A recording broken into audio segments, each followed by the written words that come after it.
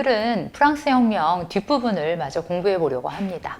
여러분, 우리가 앞부분에서 이제 뭐라고 얘기했냐면 모든 사람은 평등하다라고 하는 것을 문서에 공식적으로 표현한 혁명이 바로 프랑스 혁명이라고 했죠. 그런데 프랑스 혁명을 쭉 지금 따라오다 보니까 모든 사람이 과연 평등할까라고 하는 물음표를 찍을 수밖에 없게 됐죠. 자, 뒷부분에서는 모든 사람이 과연 다 평등해졌을까? 라고 하는 부분을 좀 살펴보도록 하겠습니다.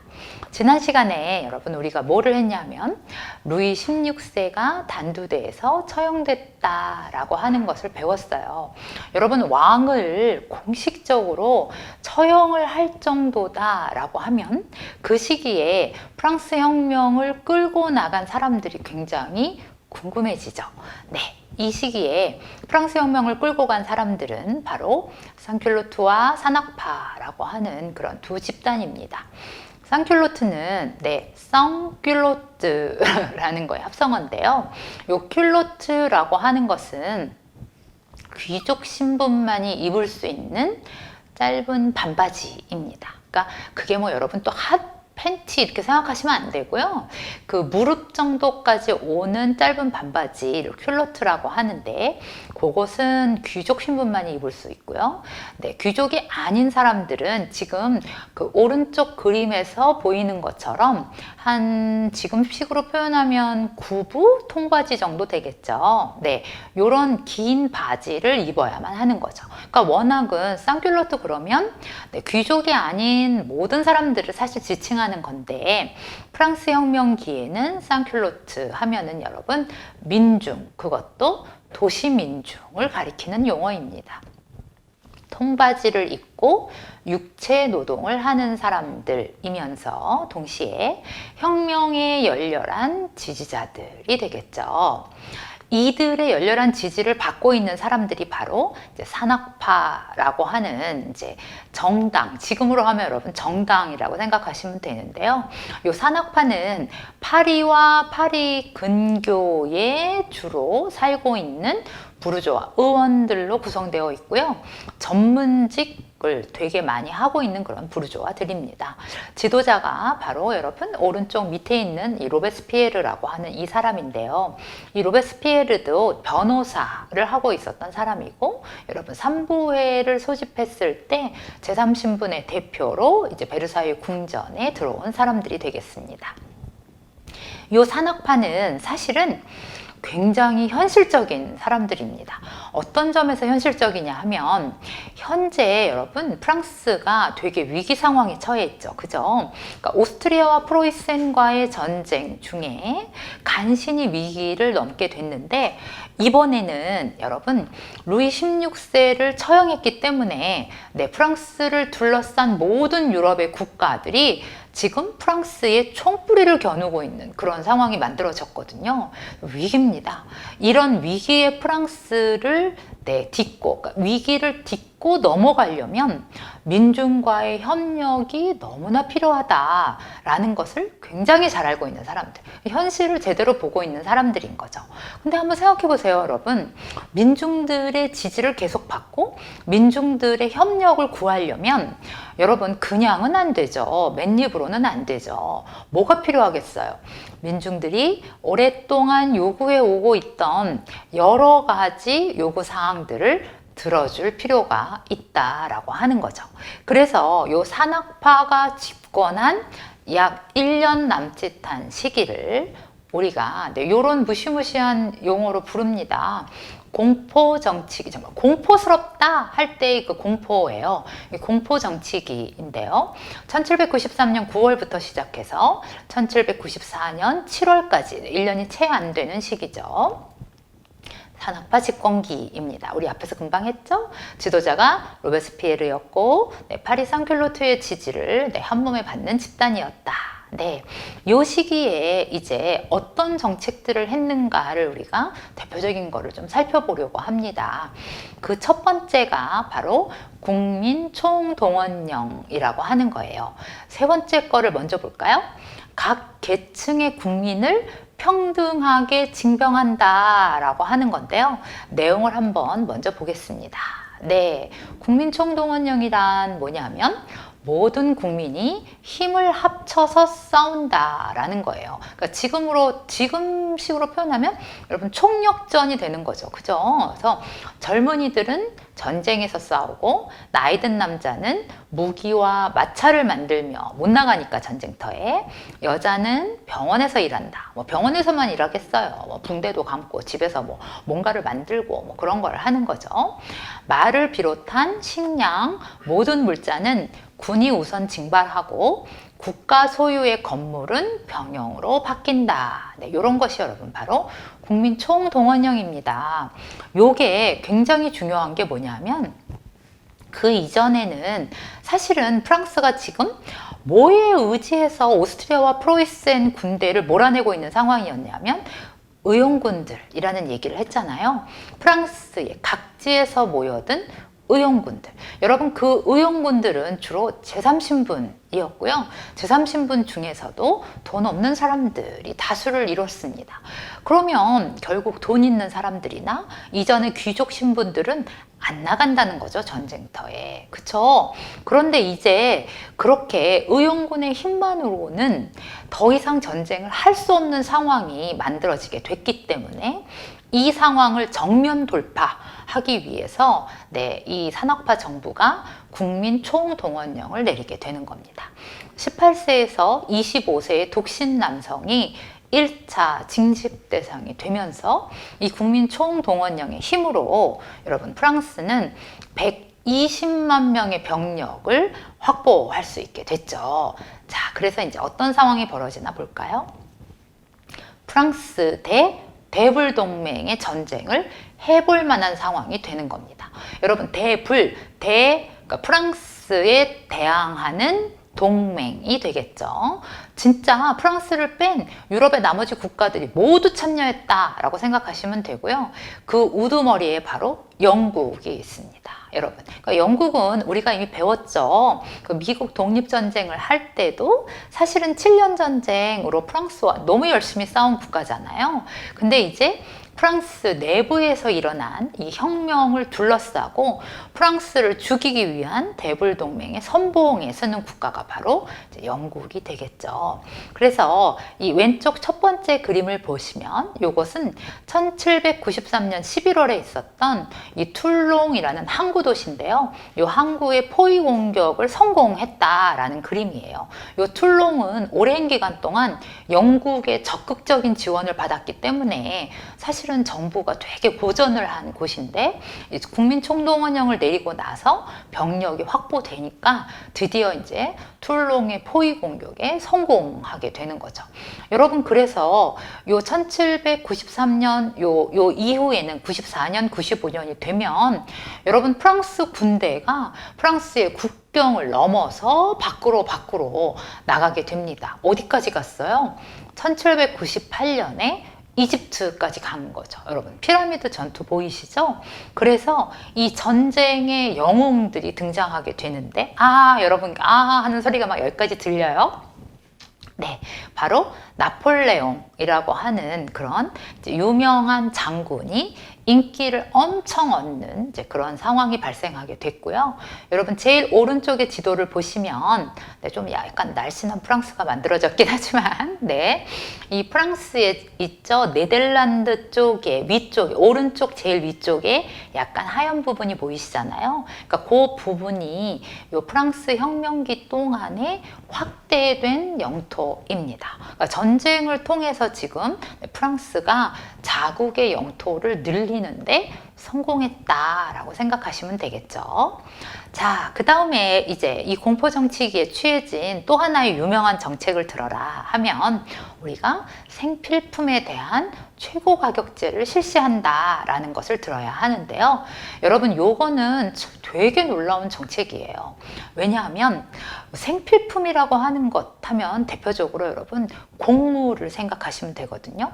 기억나세요? 프랑스가 혁명이 일어나기 직전에도 수확량이 되게 나빴고 혁명이 일어난 다음에도 쭉 지금 수확량이 나쁘다. 그래서 군대에 대한 보급도 힘들다. 우리 이런 얘기를 했잖아요. 근데 특히 이제 파리같이 이런 대도시들 같은 경우에는 도시 내에서 농사를 지어서 먹고 사는 도시들이 아니잖아요. 다 주변에 있는 농촌으로부터 곡물을 조달받아야 되는 곳인데 이런 밀가루 같은 것이 잘 안 들어오는 거죠. 그럼 어떻게 될까요, 여러분? 빵값이 막 올라가는 겁니다. 그러니까 계속 혁명이 시작되고 나서 지금 곡물의 가격, 빵의 가격이 계속 올라가고 있고 심지어 그것을 충분히 살 수도 없고 이제 이런 상황에서 이 하층민들이 특히 정부에 강력하게 요구를 하고 있던 것이었거든요. 곡물의 최고 가격, 그 이상은 절대로 못 받게 최고 가격제를 실시해 달라라고 했는데요. 산악파가 집권하기 이전에는 정부에서 그거를 시행하지 못했어요. 왜요? 누가 반발했을 테니까. 맞습니다. 상인들이 반발했기 때문에 이거를 시행하지 못하다가 이제 쌍큘로트의 지지를 받는 산악파가 집권하니까 이 최고 가격제를 실시하게 되는 거죠. 그래서 현재 시행되고 있던 곡물가에서 3분의 1 정도는 빠진 그런 정말 현실적인 곡물가가 만들어지게 되고요. 그 가격을 어기는 상인들은 정부가 강력하게 처벌을 하게 되는 겁니다. 여러분, 그런 생각이 퍼뜩 들죠? 어떤 생각이요? 민중들이나 하층민들에게 산악파의 최고 가격제는 굉장한 지지를 받았겠지만 오히려 이제 상인들이나 돈 있는 사람들은 산악파의 반기를 들 수도 있겠구나라는 되게 모순된 그런 상황이 만들어지게 되는 겁니다. 그런데요, 여러분, 좀 슬프게도 산악파 정부가 이전에 다른 정당들과 똑같은 정책을 취한 것도 당연히 있었습니다. 그것이 바로 네 번째, 여성의 해학과 청원권을 금지했다라고 하는 건데요. 그러니까 여성은 연단에 올라서서 연설을 할 권리도 없고요. 그 다음에 투표권도 당연히 없고요. 그러니까 국회의원이 될 수도 없는 거죠. 즉, 여성을 공적인 영역에서 영원히 배제해 버린 겁니다. 언제까지 기다려야 될까요, 여러분? 네, 프랑스는 또 여성 참정권을 되게 늦게 준 국가라서요. 1944년까지 기다려야 여성이 투표권을 획득하는 그런 국가입니다. 상황이 어떻게 흘러갈지 궁금하시죠? 자, 볼까요? 문제는 이 산악파의 집권기가 오래 가지 않았다는 거예요. 왜일까요? 네, 이제 전쟁에서 프랑스가 위기를 넘었고, 여러분, 그 다음에 천정부지로 치솟던 곡물의 가격도 잡혔으면 산악파 정부는 뭐를 해야 돼요? 맞아요. 지금까지 통제한 모든 것들을 좀 풀어주는 그런 것을 해야 되는데 이 산악파 정부는 그런 것들에 대한 융통성이 거의 없었다라고 하는 거죠. 그래서 재산이 있는 부르주아층에 여러분 불만을 계속 사고 있는 상황이고 거기다가 이제 위기 상황을 넘었잖아요. 그러니까 이 산악파 부르주아들은 더 이상 이제 쌍큘로트들, 파리의 민중들이 요구하는 모든 것을 들어줄 마음이 없었어요.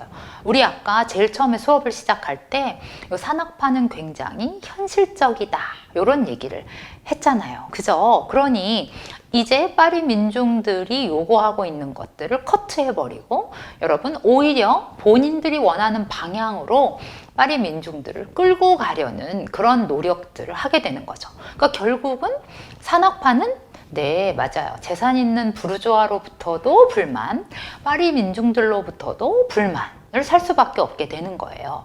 그래서 일어날 수 있었던 것이 1794년 7월 27일에 일어났던 테르미도르 반동입니다. 약간 요상한 이름이죠, 여러분? 이 테르미도르라고 하는 것은 프랑스 혁명기에 만들어진 혁명 달력이 있는데요. 그 혁명 달력에서 이 1, 2, 3, 4, 5, 6, 7, 8, 9, 10, 11, 12 이렇게 편안한 그 숫자로 된 달 이름을 붙인 것이 아니라 각 달에다가 이렇게 테르미도르, 뭐 우리 뒤에서 할 브리메르 이런 놀라운 아주 독특한 명칭을 붙였어요. 이 테르미도르라고 하는 것은 네, 우리말로 바꾸면 열의 달, 그러니까 뜨거울 열자를 써서 열의 달이라는 뜻이고요. 7월 중순부터 8월 중순까지를 가리키는 달의 이름입니다.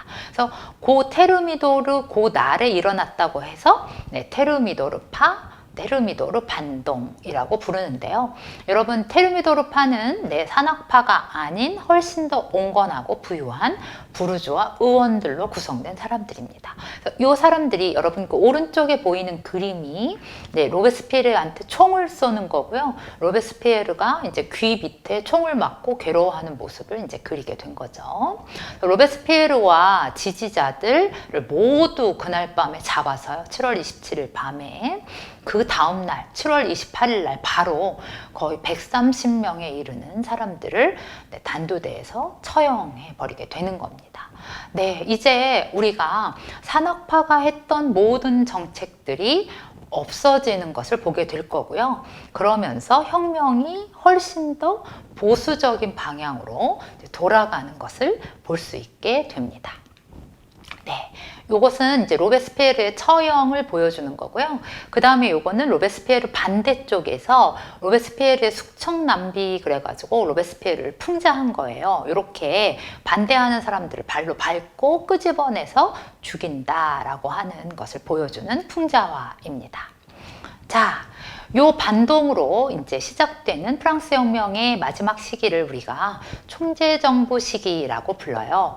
1795년에서 1799년까지 이제 4년 동안 지속된 시기인데요. 여러분, 우리 아까 금방 짚었던 공포정치기의 여러 정책들이 모두 없어집니다. 대표적으로는 최고가격제가 없어지는 것을 들 수 있겠죠.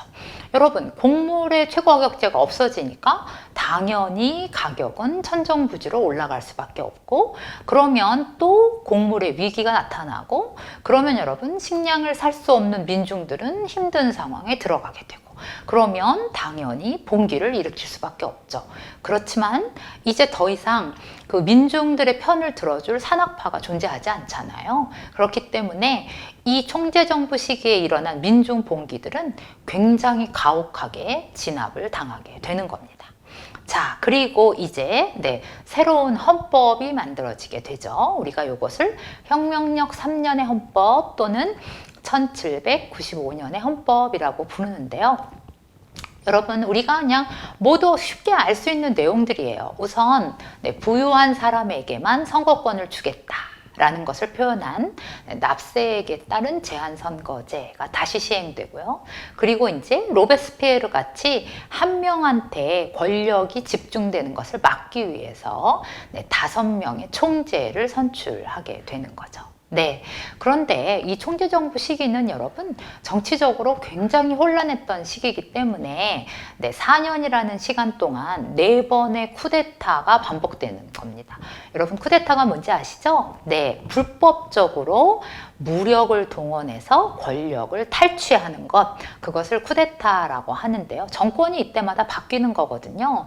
총재정부 4년이라는 시간 동안에 4번의 쿠데타가 일어나게 되고, 여러분 그 끝이 바로 1799년 11월 9일에서 10일 사이에 일어났던 부리메르 18일의 쿠데타입니다. 여러분, 이 부리메르라는 것은 안개의 달이라는 뜻이에요. 이 부리메르 18일에 쿠데타를 일으킨 사람이 바로 그 혁명 전쟁으로 사람들에게 영웅 대접을 받았던 나폴레옹입니다. 나폴레옹이 군대의 지원을 받아서 군대를 끌고 의회에 난입하면서 나폴레옹에 반대하는 모든 의원들을 제압하고 본인이 임시 통령직에 오르게 되는 거죠. 여러분, 10년 동안 지속됐던 혁명이 이렇게 이제 끝이 나게 되는 겁니다. 그러니까 프랑스가 10년이라고 하는 시간 동안에 많은 사람들을 죽이고 전쟁을 하고 그랬는데 그 끝이 약간 허무하죠? 그렇지만 혁명을 겪은 국가이기 때문에 이 나폴레옹이 황제가 됐다고 해서 혁명 이전의 시기로 똑같이 돌아갈 수는 없다라는 것을 여러분들이 한번 생각해 주셨으면 좋겠어요. 그래서 프랑스 혁명은 이런 변화를 가져왔다라고 내가 한번 정리를 해본 건데요. 여러분들이 이제 여기를 보시면 첫 번째로 이제 신분제와 봉건제를 폐지해서 평등사회가 탄생한 것 같지만, 그렇지만 우리가 혁명의 과정을 통해서 보니까 실질적으로 모든 사람은 평등하지 않더라. 여러분, 그래서 이 3번 같은 경우에 보시면 모든 자유를 인정했지만 노동조합이나 말이나 파업을 할 자유는 인정되지 않았다. 네, 심지어 여성의 권리는 20세기 중반이 돼야 비로소 주어진다라는 것을 우리가 들었죠. 4번 하나만 더 짚어볼까요? 프랑스 혁명의 이념이 바로 자유와 평등과 우애잖아요. 이것이 혁명 전쟁을 거치면서 전 유럽에 빠르게 전파됐기 때문에 유럽 역시 프랑스 혁명 이전과 같은 상태의 유럽이다라고는 말할 수 없습니다. 그러니까 그만큼 프랑스 혁명은 유럽 전체의 역사에 큰 영향을 미쳤다라고 우리가 정리를 해볼 수 있겠습니다. 네, 여러분 오늘 수업은 여기까지 하겠습니다. 수고했습니다.